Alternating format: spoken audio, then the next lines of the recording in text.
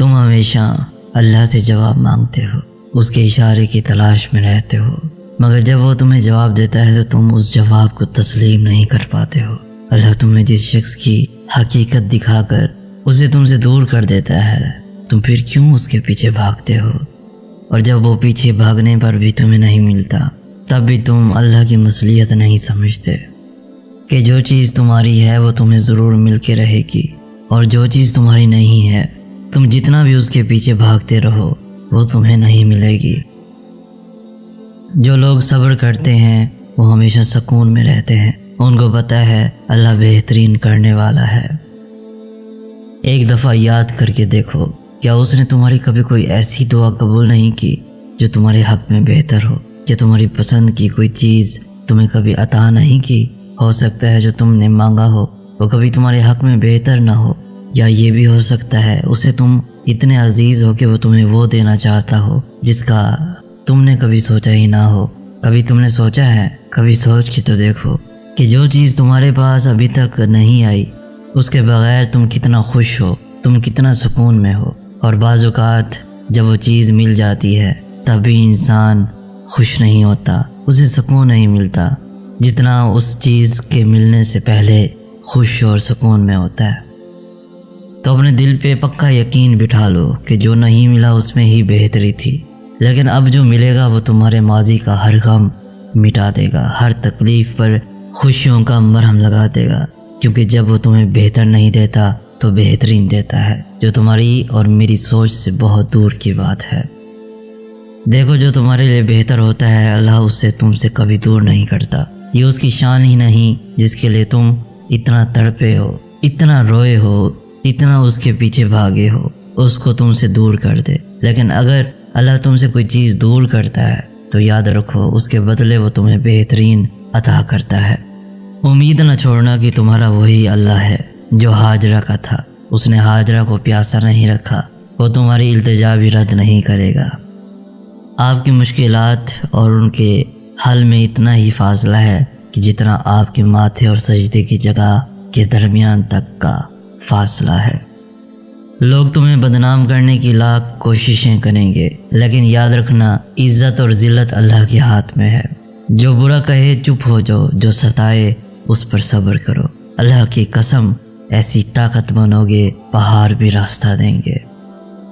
جب نماز میں سکون آنے لگے، جب آنسو خود بخود جاری ہونے لگے تو سمجھ جانا اللہ پاک دل کو صاف کر رہا ہے۔ اپنے غموں اور پریشانیوں کو سینے میں دفن کر دو، اگر انہیں چہرے پر سجاؤ گے تو کمزور ہو جاؤ گے۔ یاد رکھنا من پسند چیز سے ہی تو آزمائش کی شروعات ہوتی ہے۔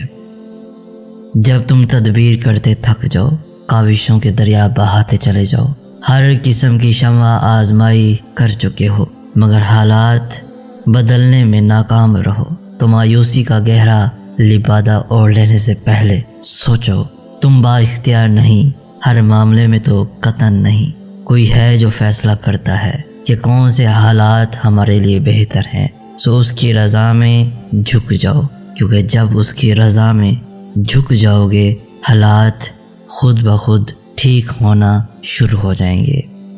یہی تو حقیقت ہے کہ جو تم نہیں سمجھنا چاہتے یہ تم سمجھ نہیں پاتے۔ اور تمہیں راز کی بات بتاؤں، اللہ کی یاد میں رونے سے آنکھیں روشن، دل صاف اور روح پاک ہو جاتی ہے۔ وہ تمہاری طرف سے کیسے نا واقف ہو سکتا ہے جس نے تمہاری تخلیق سے پہلے یہ فرما رکھا ہے، اور ہم تمہاری شہرت سے بھی زیادہ تمہارے قریب ہیں۔ ہر چیز نصیب کا حصہ ہے، پھر چاہے وہ غم ہو یا خوشی۔ ہم سوچتے ہیں کہ ہم خود اللہ کی جانب جاتے ہیں، حالانکہ ہمیں تو اس کی جانب بلایا جاتا ہے، کبھی گرا کر اور کبھی سنبھال کر۔